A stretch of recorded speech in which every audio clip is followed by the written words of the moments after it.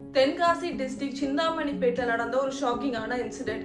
இதை பத்தி நான் உங்களுக்கு டீட்டெயிலா எக்ஸ்பிளைன் பண்றதுக்கு முன்னாடி உங்களுக்கு இந்த மாதிரி யூஸ்ஃபுல்லான லீகல் இன்ஃபர்மேஷன்ஸ் தெரிஞ்சுக்கணும்னா மறக்காம என்னோட பேஜை ஃபாலோ பண்ணிக்கோங்க.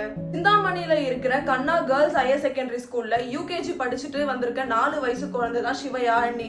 குழந்தை ஸ்கூல் முடிச்சுட்டு வீட்டுக்கு போலான்னு கேம்பஸ்குள்ள வெயிட் பண்ணிட்டு இருந்திருக்காங்க. அந்த டைம் 2 பேரு கேம்பஸ்குள்ள குடி போதையில ரேஷ் டிரைவ் பண்ணிட்டு கார் ஓட்டிட்டு வந்து கண்ட்ரோல் மீறி குழந்தை மேல காரை ஏத்திட்டு இருக்காங்க. அந்த ஆக்சிடென்ட்ல அந்த குழந்தைக்கு படுகாயமாயிருக்கு. ஸ்கூல்ல இருந்தவங்க அந்த குழந்தைய அங்க இருந்து கூட்டிட்டு போய் பக்கத்துல இருக்கிற பிரைவேட் ஹாஸ்பிட்டல்ல அட்மிட் பண்ணிருக்காங்க. பட் டாக்டர் குழந்தை ஆல்ரெடி இறந்ததா இன்ஃபார்ம் பண்ணிருக்காரு.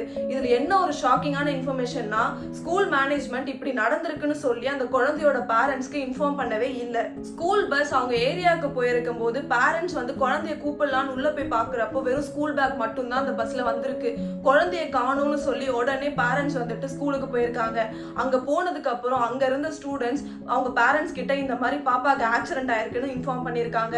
அது வரைக்கும் அவங்களுக்கு என்ன ஆச்சுன்றதே தெரியாது.